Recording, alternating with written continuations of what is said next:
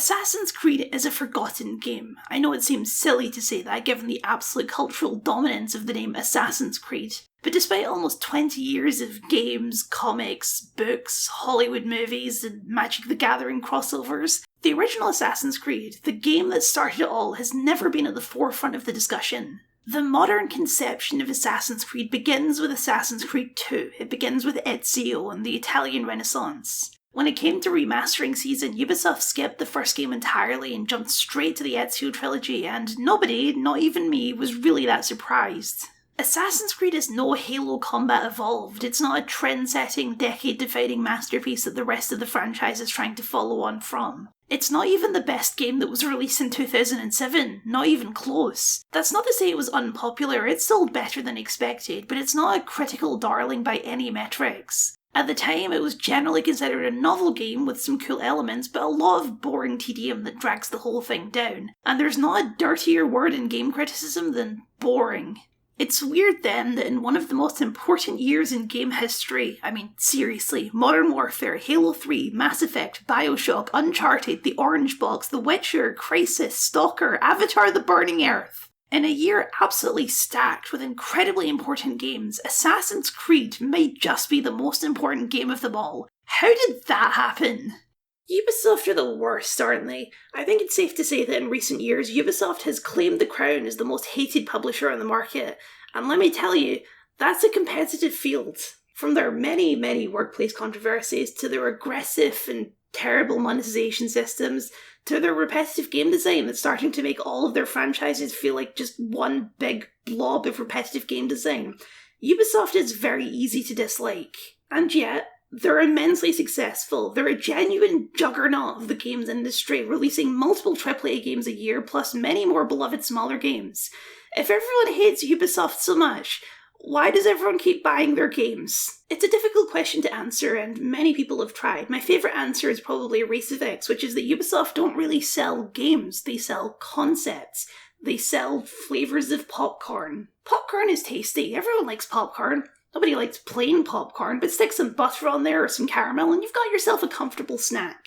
A Ubisoft game will never ever surprise you. You go into a Ubisoft game knowing exactly what to expect. All the good things will be the same and all the bad things will be the same. People's criticism of Ubisoft talking exclusively about the quality of their games is similar to people's criticisms of the MCU, which is that all of their games are fine. They don't push boundaries, they don't take risks, they are perfectly acceptable forms of entertainment, and that's not the same thing as being bad. It's more just a frustration that one of the biggest companies in the industry is settling for making popcorn games. Assassin's Creed, over its now 18-year run, has become the poster child for everything people don't like and find frustrating about Ubisoft. Starting with Assassin's Creed 2, the series has maintained an almost yearly release cycle depending on where you draw the line between games, spin-offs and DLC expansions. The only franchises that are even remotely comparable to Assassin's Creed's release schedule is Call of Duty and sports games, and those games are driven by aggressively ever-evolving multiplayer scenes. Assassin's Creeds are fully single-player games. I've been here since the beginning. Assassin's Creed was one of those games that was fundamental to my understanding of video games. One of the first games like it that I ever played. Until recently, I've bought and played every single entry on release and watched as the franchise has evolved and how it's waxed and waned in popularity over the years. Like any big franchise does eventually, Assassin's Creed has developed its own hatedom with a ferocity that honestly rivals Star Wars in terms of how much hate and vitriol they throw at this franchise they claim to love, in that bizarre hatedom way. Like any hatedom, there's an overwhelming opinion that the franchise is bad now when it used to be better. And just like any hatedom, there's absolutely no agreement on when that better period actually was. Some people will say the series peaked with the Ezio trilogy, some people will say it's been on decline since Black Flag, some people will say that Syndicate was the last true Assassin's Creed game, and some people will say that the series peaked with the first game and has never lived up to the gold standard that was set in 2007. And those people are insane.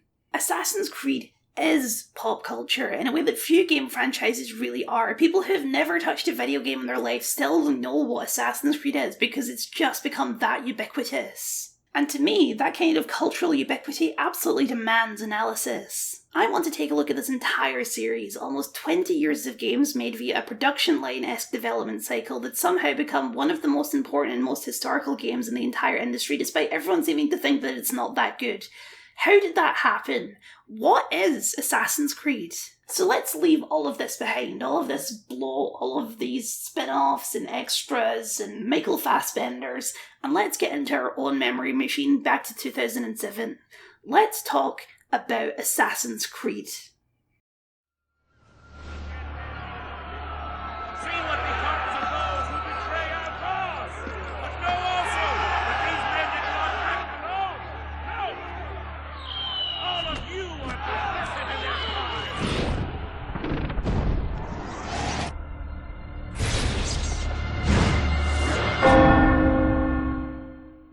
If you want to know the real reason that Assassin's Creed has stuck around for so long, the answer is the premise. Making history your playground is a simple, compelling, and practically infinite setup that never really gets old because human history is so amazingly dense and varied. Everything else the series inherits from the first game has been abandoned at one point or another. The White Hoods, the gameplay mechanics, the Hidden Blade, even the literal Assassin's Creed itself. The only thing that remains consistent amongst every game in the series is that core premise. But I'm getting ahead of myself. It's 2007 and none of us know what an Assassin's Creed is yet.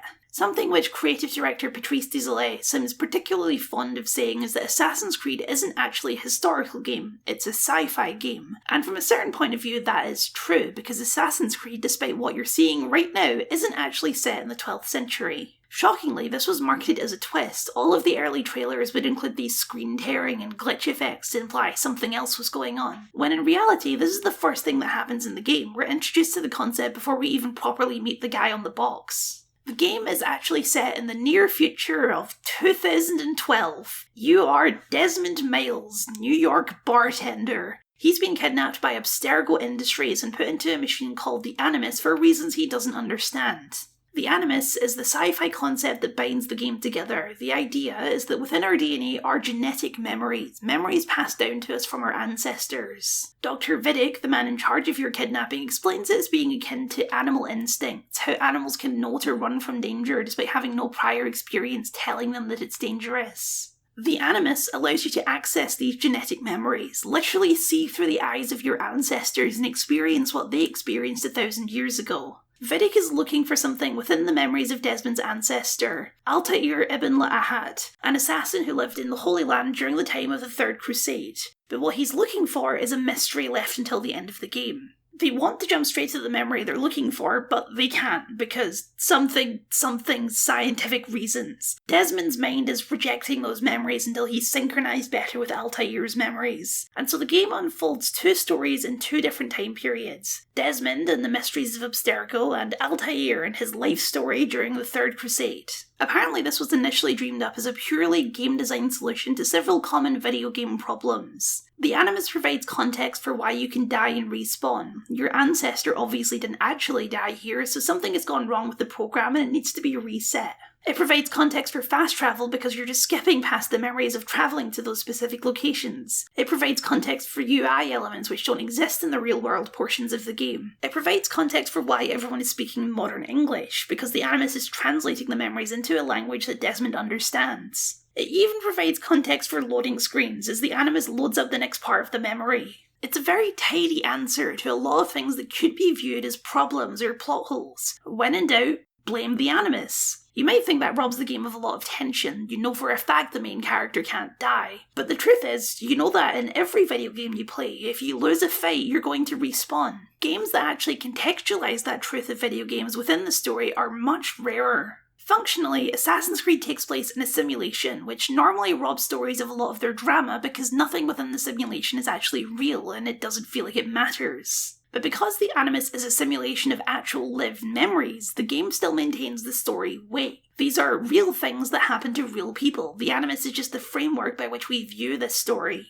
Despite bafflingly having the same face, including the same lip scar, Desmond and Altair are two entirely different people. Desmond is an extremely normal sort of guy. He's not particularly strong or skilled, he's sassy and emotionally driven. Altair is a cold-blooded killer. The first thing we see him do in the game is murder a completely innocent man for no reason other than he was in his way. It sets up a particularly interesting premise for Altair's story. It's not a story of good versus evil so much as it's a story of evil versus evil. You are fighting the bad guys, but you're not a particularly good guy yourself. Assassin's Creed has two important ancestors of its own. One you probably know, the Prince of Persia series. Assassin's Creed started its life as a next-gen sequel to Prince of Persia that over the course of its development took on a life of its own and became a separate IP. But there are a lot of Prince of Persia bones left in Assassin's Creed, particularly the setting and the focus on parkour and the game design, which we'll talk about in a bit. The other ancestor you probably haven't heard of, a 1938 book by Slovenian novelist Vladimir Bartol called Alamut. Alamut is a historical fiction novel exploring the story of Hassan Sabah and the Hashishin, later anglicised to assassins in the late 11th century, who, if you don't know, were a real group that existed during the time of the Crusades. In fact, the Hashishin are generally agreed to be the origin of the word assassin in the first place.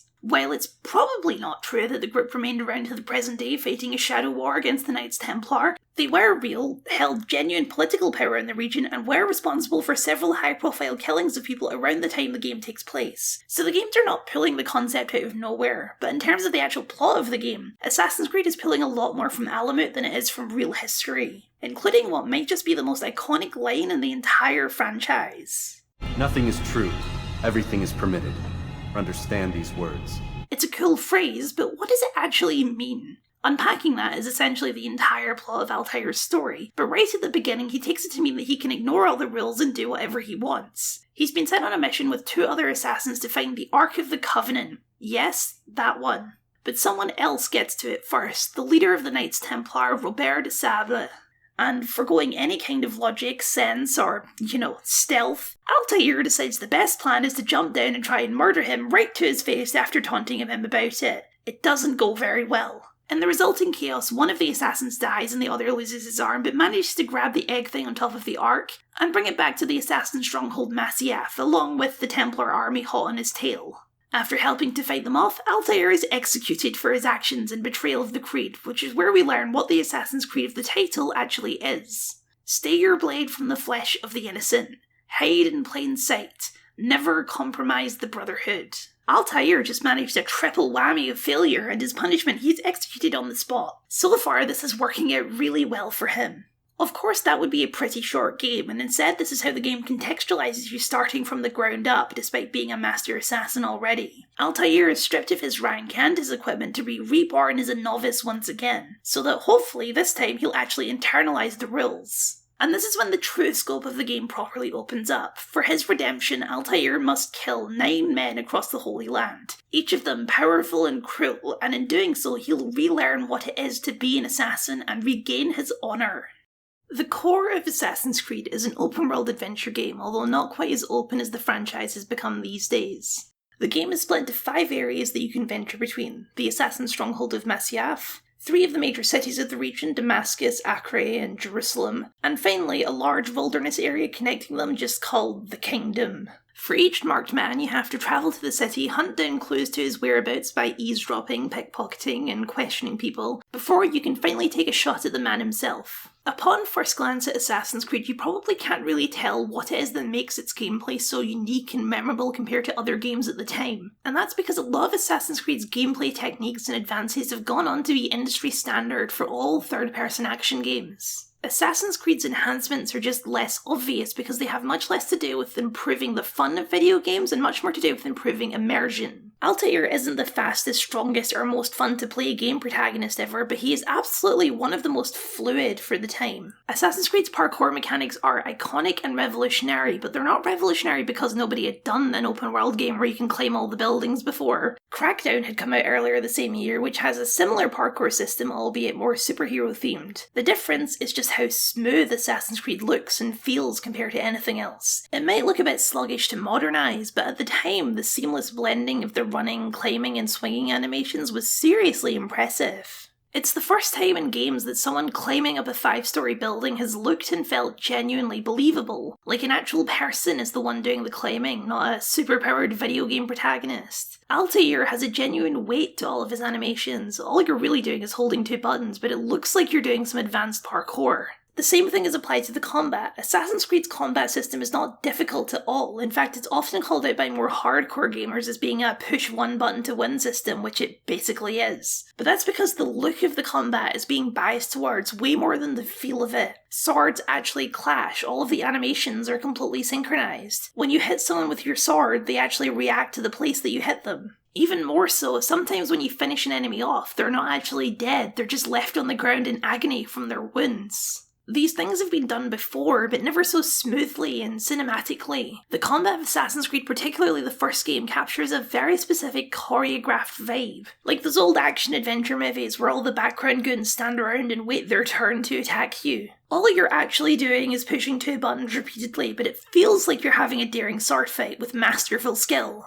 And there's that 2-button thing again. This is where a lot of haters of the early Assassin's Creed games usually throw in the towel with more or less grumbling about how shallow the gameplay is. And it's a completely fair critique to make. If you compare Assassin's Creed to other third-person action games like God of War 2, which also came out in 2007, the gameplay is clearly so much shallower. There's no button combos, there's no enemy variation, there's no real challenge to it at all. On a purely gameplay basis, it's about as complex as combat in a Lego game. The game is controlled with what it describes as a puppeteering system, where each of the face buttons corresponds to one part of Altair's body. The top for his head, the left for his left hand, right for his right hand, and bottom for his feet. It's very intuitive to use. So intuitive, in fact, that it's become an industry standard practice. But it also condenses every single action in the game to holding either 1 or 2 buttons. This isn't actually a problem, because Assassin's Creed isn't aiming to be a fun video game in the same way God of War does. It's aiming to be an immersive video game. It's aiming to make a genuinely believable world, and it chooses to aim for that over more traditional gameplay-driven concerns. One of Assassin's Creed's most noteworthy technical advancements is its dynamic AI systems for crowds. One of the design mottos for the game was a blade in the crowd, and you can't be a blade in the crowd without a crowd. So they built a new framework for NPCs, viewing them specifically as an immersive element of the game. They have routines, they have hundreds of different models. You can tell if you're in the rich part of town or the poor part of town depending on what the people around you are wearing. If you start a fight, they'll all drop what they're doing and run away terrified. The amount of people that Assassin's Creed renders compared to any other game out there at the time is seriously impressive, and it makes running around the Citadel in Mass Effect feel like a desolate wasteland by comparison. A living, breathing world has become a bit of a game design meme these days. Marketing speak that's applied to almost every AAA game. But in 2007, it was a completely genuine design priority that hadn't really been attempted on this scale before. To make a game world that genuinely feels like it exists outside of the constraints of a video game and video game concerns. Assassin's Creed is a game where walking down the street can be just as engaging as getting into a fight with the guards, pushing your way past busy people, trying to avoid attention as the beggars pester you for money that you don't have. Surrounded by the hustle and bustle of a city that feels alive with commerce and activity. At least at first. The novelty of it is interesting, but after your first run of assassinations, you quickly learn that Assassin's Creed's charm and immersion can only carry it so far. Between all of the NPCs, there's a very limited number of voice actors and even less voice lines. The ones you'll get most annoyed with are probably the town criers, who only have one voice actor and one speech amongst all of them. So you're going to hear the same chunk of speech about the English king and his infidel army over and over and over again as you walk through Damascus or Jerusalem. Only mixing up when you travel to Acre and they're all giving the same speech about Saladin instead. And that's really emblematic of the game's biggest problem. It is relentlessly, breathtakingly repetitive. Here's how it goes. You've entered to one of the 3 cities, check in with the local Assassin's Bureau, then scale a tower to take in your surroundings, which populates the local map with icons and missions for your investigation. These investigation missions are extremely simple, usually only requiring a single action from you. Then you return to the Bureau when the investigation is complete to prepare for the assassination. When you get to the location of your target, you get a short cutscene introducing them as you stand in the crowd, before you're free to get in close and stab them through the neck with your hidden blade. Once that's done, you return to the Bureau again to report your success, and then travel back to Masyaf for a lecture from your mentor who gives you back a new piece of your gear. You will repeat this pattern in its entirety 9 times, always exactly the same, no deviation except for the occasional modern day interludes that have no meaningful gameplay at all. It's just listening to more lectures by Dr. Vidic. Listen, listen, listen, stab, listen, listen, repeat. This is the pure Assassin's Creed experience. It is absolutely relentless. And of course, the entire time you're hearing, "South comes the English king and his infidel army." in isolation, none of these elements are bad. You're doing a whole lot of listening, but what you're listening to is never boring, especially the conversations with your mentor Al-Mualim. The repeated visits to the Bureau are character-building moments for Altair, particularly in Jerusalem, where Malik, the guy who lost his arm in the beginning, is now stationed. And the best listening is the conversations you get with your victim after each assassination, where they try and justify their seemingly evil actions. It's just that in repetition, 9 times in a row with no deviation, it becomes extraordinarily tedious, and the actual shallowness of the gameplay starts to really come to the forefront.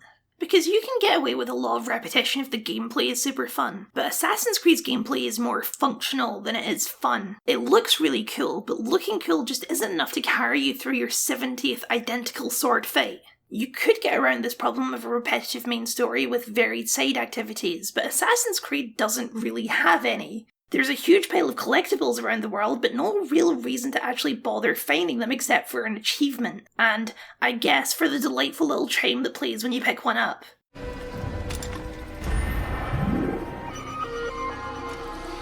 There's a hilarious reason for that. According to a report by Eurogamer, these extra collectibles were added to the game 5 days before final production started, because Ubisoft's CEO's son played the game and didn't think there was enough to do. So if it feels like pointless filler, that's exactly what it is. Candy for a baby. The other side activity is citizens in peril. Across each city are small groups of guards bullying some innocent civilian, and you have to rush to their rescue by killing them all. And you're going to want to do this because, like everything else, they constantly repeat the same 4 or 5 lines of dialogue. But doing enough of these will also improve your health bar and add some helpful NPCs to the map, so there's at least a gameplay reward for doing these. Unfortunately, because this is the only side activity, it just joins the infinite pattern and becomes just as repetitive as everything else. Listen, sword fight, stab, sword fight, listen, repeat. You might think the actual assassination missions break up the sword fights, but, well, something which hate teams tend to do a lot is glorify the past. Talk about how much better things were back in the good old days. But that can also sometimes lead to them saying some truly insane things like that Assassin's Creed was better back when it was all about stealth. I don't know what Assassin's Creed you were playing, but thanks to these civilian rescues, a good 70% of my footage looks like this. The more you commit to doing these rescues, the more ridiculous the idea becomes that you're supposedly keeping a low profile while you're in town. After half an hour in Damascus, you've probably murdered more soldiers in open combat than the entirety of the Crusades did, long before you've reached your actual target. Assassin's Creed is much more stealth-themed than it is an actual stealth game. It has a detection meter, it has some element of social stealth and hiding, but this is also a franchise where you can crouch on demand until the 6th entry in the series. Your social stealth skills are limited to blending in with crowds of monks who walk in predetermined paths, clasping your hands to look like a scholar to avoid suspicion, or sitting on a bench to lose guards in a chase. Being chased is really when the stealth is most important. Guards are super aggressive and will chase you basically across the entire map. So what you're supposed to do is run until you're out of their line of sight and then duck into a hiding spot until they give up their search. That's what you're supposed to do, but the combat is easy, remember? And most of the time it's a lot less hassle to just kill the guy chasing you rather than wasting your time hiding in a hay bale or whatever. The same goes for all of your targets. It's exceptionally difficult to actually reach your targets without being spotted, and most of the locations feel designed so there's only one possible way to get to them stealthily. And if you don't execute that path flawlessly, it's just going to end in a brawl. Which for me means it always ends in a brawl, or for a couple of targets, a chase. Trying to engage with Assassin's Creed stealth mechanics properly basically means role-playing that you're not badass enough to kill 100 men in a sword fight if you get caught, and reloading the save or letting yourself die just to try again. And because the game is so repetitive already, you probably don't want to do that. This is where another faction of Assassin's Creed haters comes in. People looking for a genuine stealth experience in this franchise are often massively disappointed by how limited the stealth options actually are, and how often it feels like the game is actively fighting against you when you try and employ stealth. Half of the targets are actually scripted to break out into a fight anyway because it's an ambush or whatever. In terms of selling the fantasy of being a blade in the crowd, I think Assassin's Creed is pretty much a total failure, because even if you do get up to your target and take him down without being seen, you will be automatically seen after the cutscene is over and have to make a hasty retreat back to the bureau to hide until the storm is past. It's kind of an important story element that everyone knows these were assassinations. This isn't Agent 47 trying to disguise his murders as accidents. In that sense, I guess the flashy opening cinematic sets accurate expectations. It's not about getting in and out unseen, it's about running in, making a massive spectacle of it, and blending back into the crowd to escape. It does hurt the immersion a bit that Altair is the most conspicuous man alive, being absolutely covered in weapons as he is. But that's a suspension of disbelief I can manage.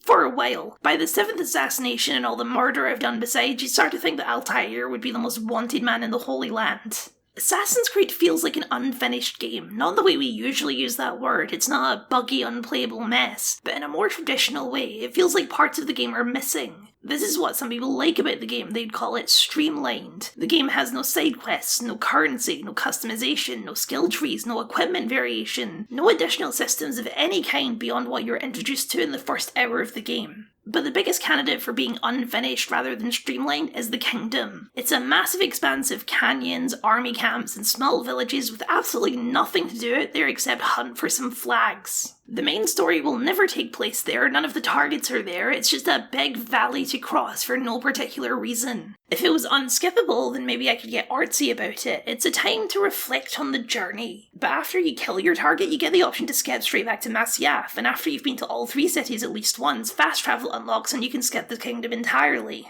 It's just a very strange inclusion all around, considering it plays to all the weaknesses of the game. It doesn't have any buildings for parkour, it doesn't have any crowds to make the world feel alive, and because of that, it feels so much more dated than the rest of the game. Assassin's Creed is generally a pretty decent looking game, even running almost 20 years later on my Xbox 360. If you start to zoom in, the details become a bit muddled, but from a distance, the game can create shots that are genuinely striking even now.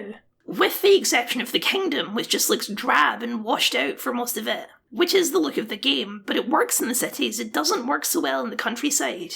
Apparently though, this is something Desilets fought to keep in the game. Specifically, he was adamant that the game include horses, even though the technical challenge of getting horses to work inside the cities was too much. I remember being in that workshop and being absolutely adamant that the horse has to go, that we cannot do the horse, like, horse is cut, I don't care what you say. The technical challenge of doing the horse was, not achievable in the time we had, and I had tons of data to back it up. And I remember in that meeting Patrice literally telling me, listen, look around you, there's cars everywhere. Back then the car was the horse. The game does not sell, it's not believable unless there's horses everywhere. And as silly as that sounds, I think Desilets' stubborn insistence on keeping the horses, despite it not being practical or meshing particularly well with the rest of the game, is exactly what saves Assassin's Creed from mediocrity. There's a line that a lot of Assassin's Creed hate Doom times like to pull out as a gotcha to the modern games, and it goes like this. Back in 2007, Ubisoft removed the crossbow to maintain historical accuracy. Now they let you ride around on a unicorn. Or whatever it is they're mad about currently. Basically, it's a shorthand way to talk about how the modern games have supposedly abandoned the historical realism of the early titles. I have looked much harder than any man should for a direct source from anyone from Ubisoft actually saying that this is why they removed the crossbow, but I can't find it. Altair has a crossbow for the opening cinematic, he doesn't have one in the game. At some point a crossbow was removed. Was it for historical accuracy? Maybe, but personally I seriously doubt it because what people who trot this argument out every year seem to forget is that Assassin's Creed is absolutely full of massive historical inaccuracies. Also, I just like everyone to appreciate the irony of a claim about historical accuracy having no historical basis. The game kills Robert de Sable 3 years before he actually died, and on an entirely different landmass. The game has him die in Arsuf when really he died on the island of Cyprus 3 years later. Even more extreme, there's William of Montferrat, one of your targets, who would have been in his 80s by the time the game takes place, and he wasn't assassinated. His son was, a year later, in Tyre, not Acre. There's a massive Gothic cathedral in the centre of Acre, despite the Gothic style never making it to the Holy Land as the Crusaders were kicked out before it ever actually could. And I mean like 60 years at least before it actually could.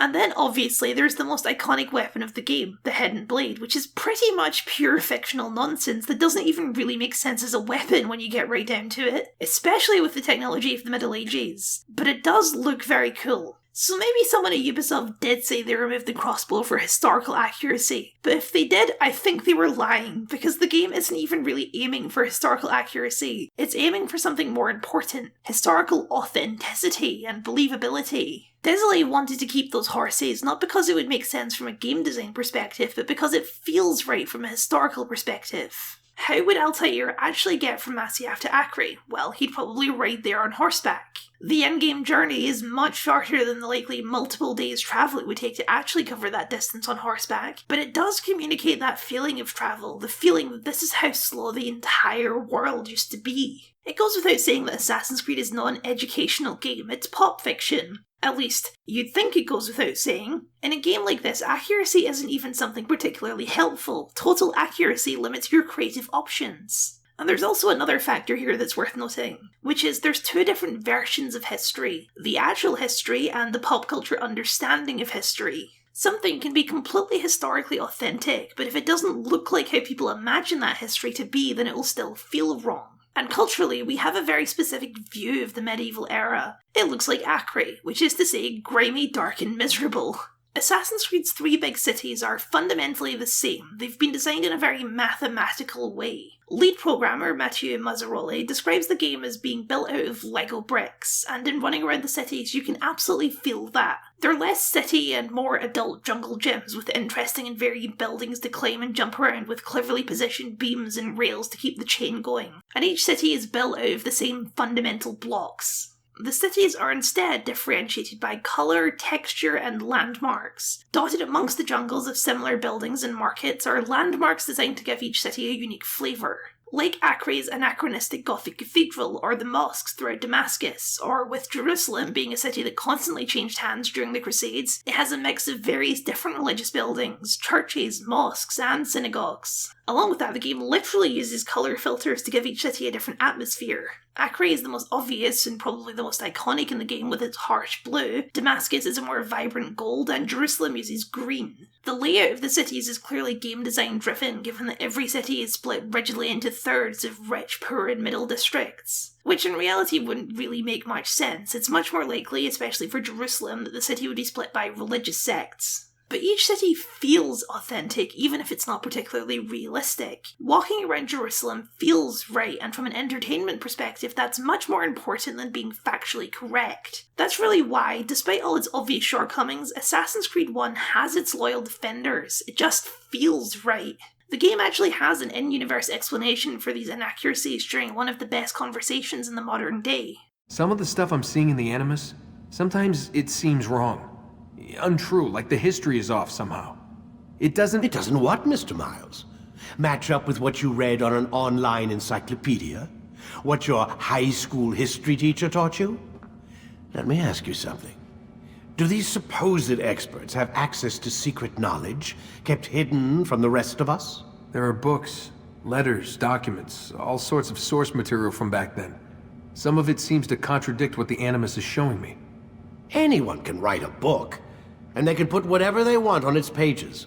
Anything. Used to be, we thought the world was flat. Some people still do. Yes, and they publish books about it. Or that the moon landing was a hoax. I believe there's also a book claims the world was created in 7 days. A bestseller, too. This is a fundamental truth of the study of history. Even with the most direct and reliable primary sources available, there's no way to know for sure that they weren't just lying or exaggerating the truth. You can only fact-check things when you have enough knowledge to know the facts. There could have been a grand conspiracy to rewrite history 500 years ago, and without a time machine or a direct source like the Animus, we can never know for sure. So, sure, there can be room for some mistakes, and there can certainly be room for two ancient secret societies fighting an eternal war in the shadows, right?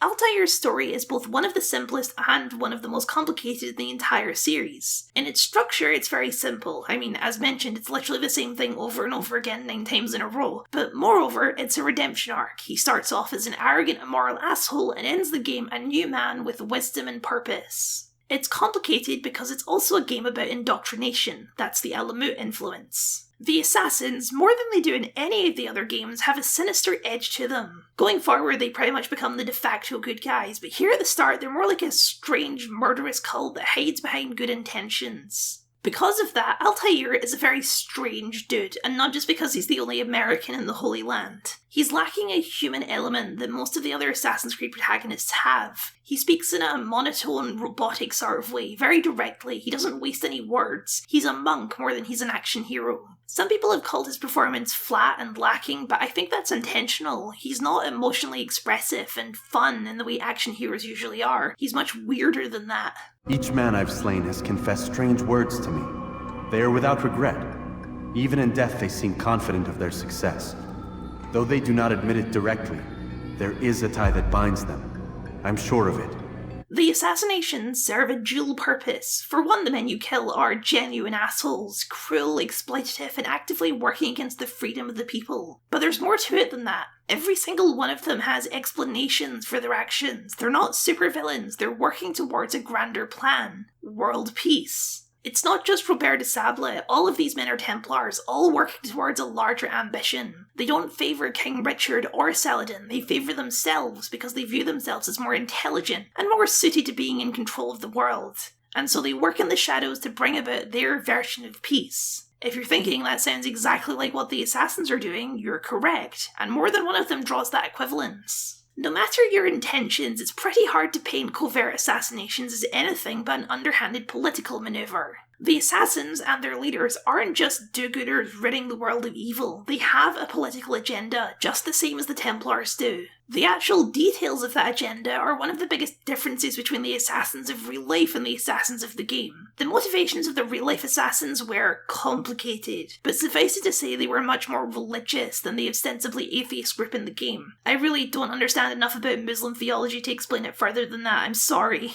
I got to this chart on Wikipedia and I gave up trying to fully understand what it means. The game particularly points you against the European Crusaders, but the assassins were generally more interested in the locals than the foreigners. They really hated Saladin. They tried to assassinate him multiple times, and yet despite being one of the most famous historical figures of the Third Crusade, Saladin himself doesn't even get a cameo, and the assassins don't seem to have a particular problem with him. Altair does offer to kill him at one point, but it's not out of any particular malice for him. He offers to kill Richard the Lionheart at the same time.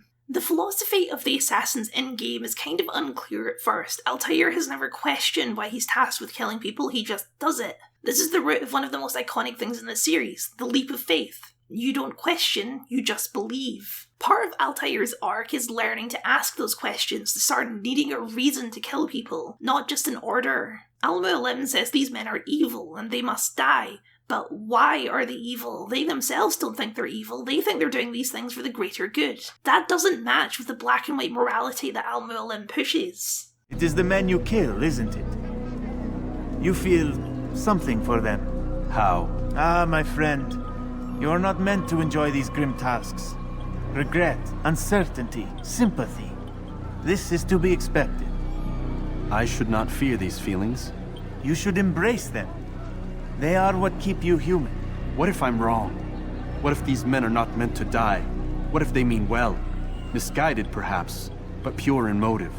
It's hardly a surprise, then, that Al-Mualim is the final boss. After all, how exactly was it that he knew of these 9 men? Was it really a coincidence that all 9 men were part of the same secret organization? He sends you to kill them, proclaiming them evil despite seemingly agreeing with their philosophy and their end goals. At the core of Assassin's Creed is a question of free will. The Templars believe that free will is an illusion, that it's dangerous, that men will always fight each other if given the chance, and the world would be better, at peace, if free will could be taken away from them. The assassins fight on the side of free will, that even if men fight with it, they deserve the right to make their own decisions and make their own mistakes. But how exactly do you take away free will? That's where the game's sci-fi twist comes swinging back in. The artifact taken from the Ark of the Covenant was no ordinary piece of gold, but a piece of Eden itself. What that actually means is a mystery left for future games to properly uncover, but Al-Mualim explains that this thing can move nations. For thousands of years, men have coveted it because it contains the power to control men's minds, to rob them of their free will. This is why the Templars wanted it, it's why Al-Mualim wanted it, and it's why Vidic wants it back in the near future of 2012. Something I haven't mentioned yet is that the modern day sequences of Assassin's Creed were pretty much universally panned at the time of the game's release, which I find quite funny because I could probably make the case that the first game has the best use of the modern sequences out of the entire series. I think the hate came from the feeling that the modern day elements were supposed to be a twist rather than what it obviously are in retrospect, the connective tissue between the otherwise completely separate games to come. And it is clear even from day one that Assassin's Creed was intended to be a series. Desmond is boring. He's the most generic game protagonist man you've ever seen in your life. He's even voiced by Nolan North. But his situation is interesting. Trapped in a clinical office-looking building and only ever seeing two people. Dr. Vidic with his monologues and impatience, and Lucy, the assistant and potentially a friend.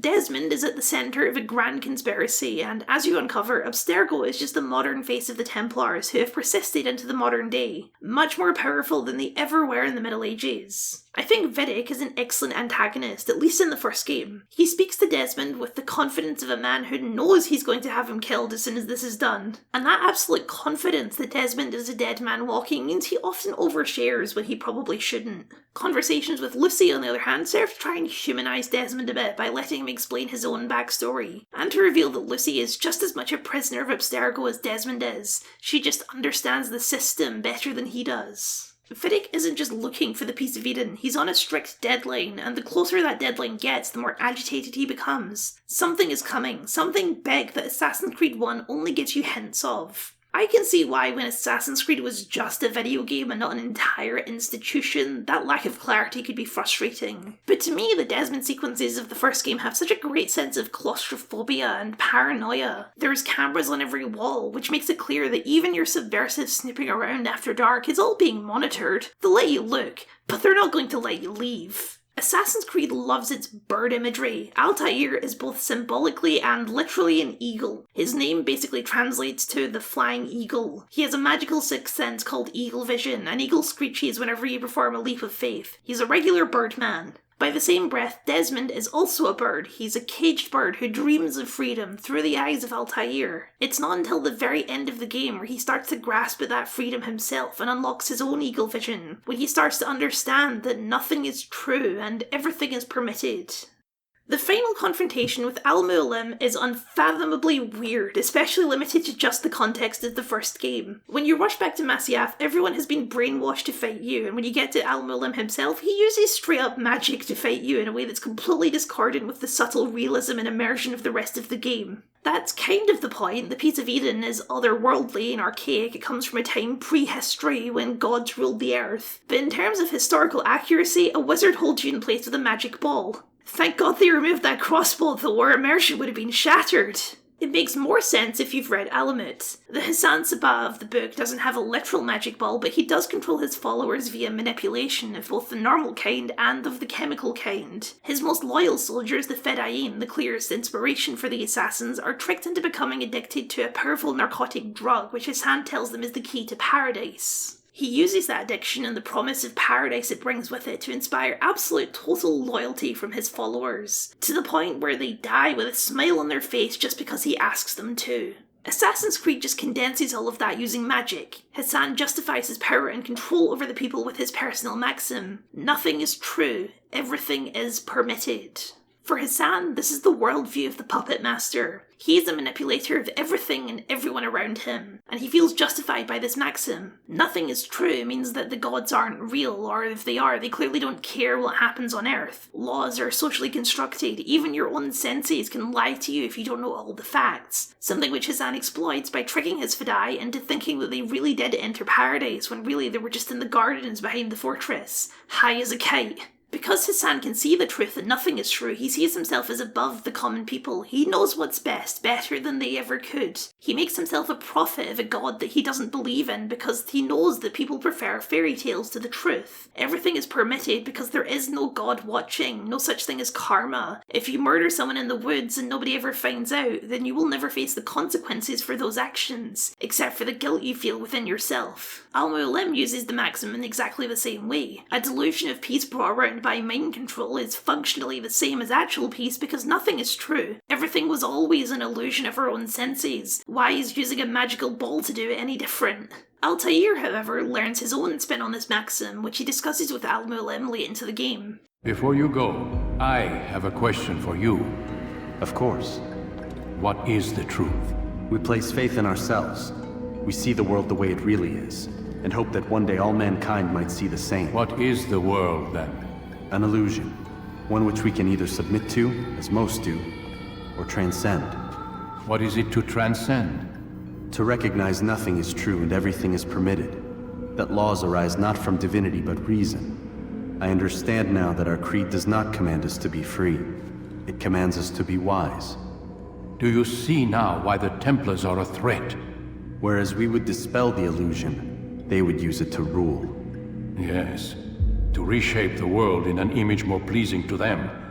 With this interpretation, the maxim becomes a warning more than a philosophy to live by. Essentially, it warns against the very things Hassan does in the original book. That religions, ideologies, governments, relationships, they're all tools. Tools that can and are manipulated by people who can see through them. There's still a bit of that elitist all men are sheep attitude in there, but instead of viewing that as an opportunity to rule and gain power, Altair's perspective is that the sheep need protection from those who would rule, and hopefully one day they can see the truth as well. And it's worth pointing out that the game gives a pretty clear counterexample to the assassin's philosophy in your confrontation with Richard the Lionheart. He's not a Templar, he's just a dick. He believes in God and he believes that men are inherently violent, and he uses these facts to justify a holy war that's killing thousands on both sides. Is the world really better off if men like him are left in charge? This is one consequence of letting everyone keep their free will. Some people will abuse that freedom for their own personal power. What's the correct answer? Well, there is no correct answer. Such is the nature of philosophy. Philosophy is not an objective science, it's all just competing ideas and arguments. You can only pick the one that feels the most right to you personally, to trust your own morals and your own values. This kind of philosophical discussion is what Assassin's Creed is built on, and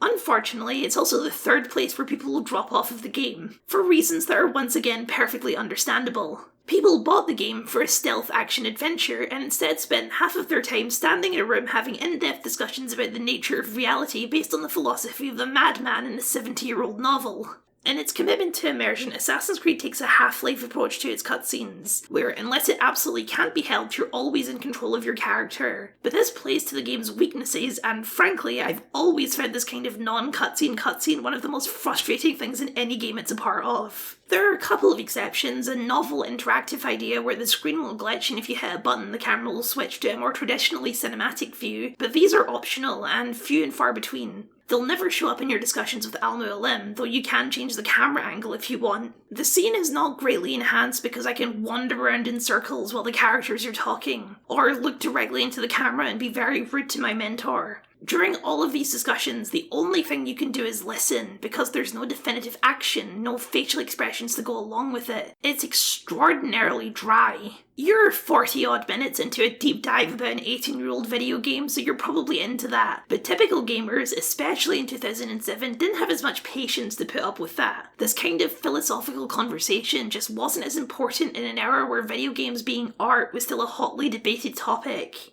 And that brings us to the third interpretation of the maxim, the creative director's interpretation. Some people said, I just want the action, and it's like, okay, but there's other pleasures in life than only killing everyone. It was all about contemplation as a pleasure that you're finding in Assassin's Creed, which is important for the games I make. And that was also a struggle, so why do we have that? It's not fast enough, there's not big explosions. So, yeah, but gaming and fun can be wider than just going around with a sword and killing everyone, even though you can do that, because nothing is true, everything is permitted. In Desilee's view, this maxim applies to the design of the game itself. The truth is that there are no rules to game design, that just because everyone else does this one thing, just because the industry demands action and explosions over contemplation, doesn't mean you actually have to follow them. It's a fairly literal interpretation of the phrase, but no less a valid one. It's weird to think of standing in a room talking as being subversive game design, but in 2007 it genuinely was. The imperative in game design at the time was that gameplay is king, that if the player ever feels bored or like they're not a few minutes away from the action, then it's a bad game. It's boring. Desilee's insistence that contemplation is just as meaningful as a sword fight is genuinely quite revolutionary. There's other situations where that philosophy becomes more of a horror story though. I'm pulling most of these quotes from Polygon's 2018 oral history, and in there they have a section where they talk about the office culture of the time the game was being made. And it's a lot of the typical boyish nonsense that was expected of the industry at the time. Shooting each other with Nerf guns, playing elaborate pranks on each other, but one story in particular really stood out to me as exceptionally bad in retrospect. Claude and I would do the review of people together, so someone would come in, and regardless of whether Claude was their boss or I was their boss,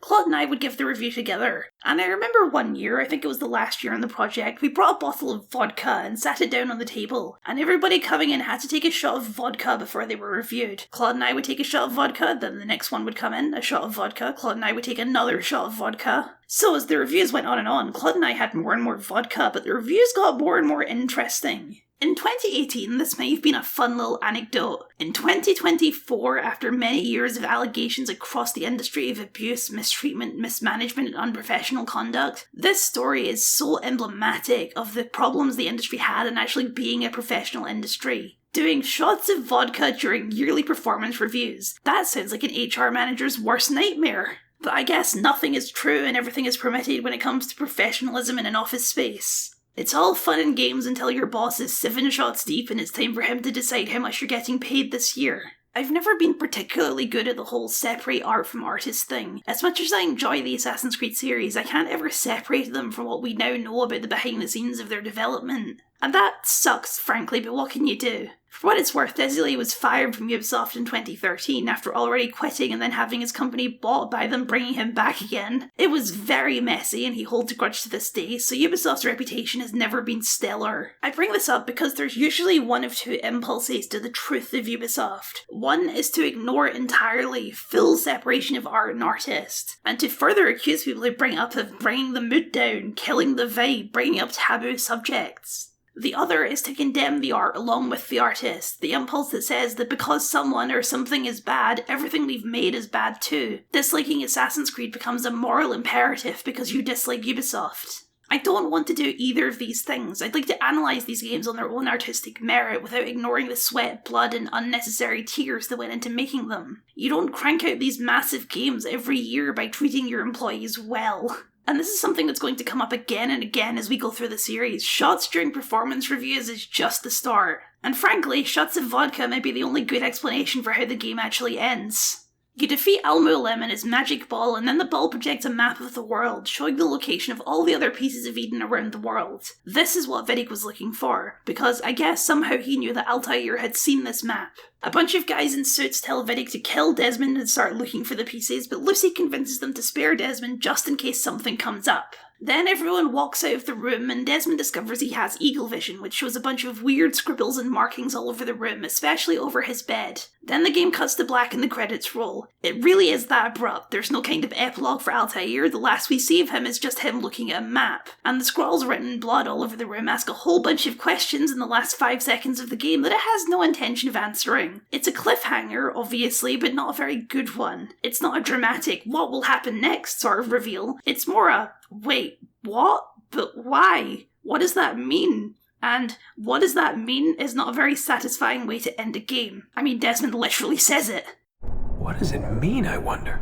After the credits, there's nothing new. You can just jump back into the Animus to grab any of the flags you missed. There's no good way to put this. It sucks. It's a bad ending that leaves a sour taste in your mouth. It's a confident ending, I can give it that much at least. They were so confident in getting a sequel, they didn't feel the need to wrap up anything in a satisfactory way. And good for them, they were right, but the fact that the game just ends as things are at the peak of interest and intrigue only serves to make the rest of the game feel shallow by comparison. You stopped a wizard from enslaving the world with a ball, and in doing so helped another wizard find another ball. That's the final beat of Assassin's Creed. All of the philosophy, and especially Altair's character arc, fall to the wayside in favour of the magic ball drama. And that's just not very good. The magic ball drama is all well and good, but it's only meaningful with a personal connection. An epilogue here was absolutely required because as much as we've seen Altair grow over the course of the game, what he chooses to do next is a pivotal point in that narrative. And Assassin's Creed doesn't provide an answer, and we won't get one until 3 games later as part of someone else's story.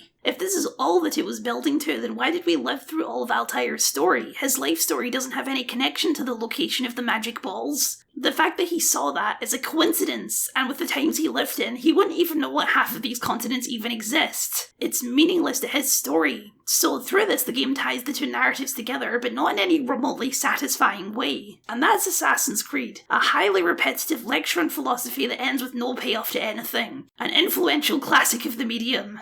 It's not my intention to downplay how important Assassin's Creed was. I hope that's clear by the amount of time I've spent talking about it. But I also can't pretend that it's a fantastic underrated gem. It's a bold and innovative title, but it hasn't refined those ideas enough to fully become a classic. Instead, Assassin's Creed lives in limbo. Good enough to get a sequel, not good enough to get a remaster. Maybe good enough to get a remake, I guess we'll see. It feels so much smaller than the giant that it spawned. It was a genuine risk in a way that none of the other games in the series really are. If people hadn't seen the potential and wanted more, it would have fallen flat on its face, and we would be looking at a very different gaming landscape, I have no doubt about that. And if it's your favourite game in the franchise, well, I can't take that away from you. I don't understand you, but I respect your decision to live in the illusion. After all, nothing is true, and everything is permitted. Oh my god. It looks like... Is that blood? What the hell were they keeping here before me? And what happened to him? What does it mean, I wonder? Thank you for watching, and a very special thank you to my wonderful patrons for your continued support. If you'd like to see your name up here, or just support the things that I do, then please consider signing up. It would mean a lot to me. As well as a like, a comment, a share, and a subscribe for the algorithmic purposes. In case it wasn't extremely clear by now, I'm going to do all of them. It might take me the rest of the year, but you know, it's going to be fun and it's going to be interesting, so I hope you'll stay tuned. And if you'd like to see that entire series as it comes out, then it'll be in this playlist up here, or to see my previous game critique series, you can click down here to see me go through all of the Halo games.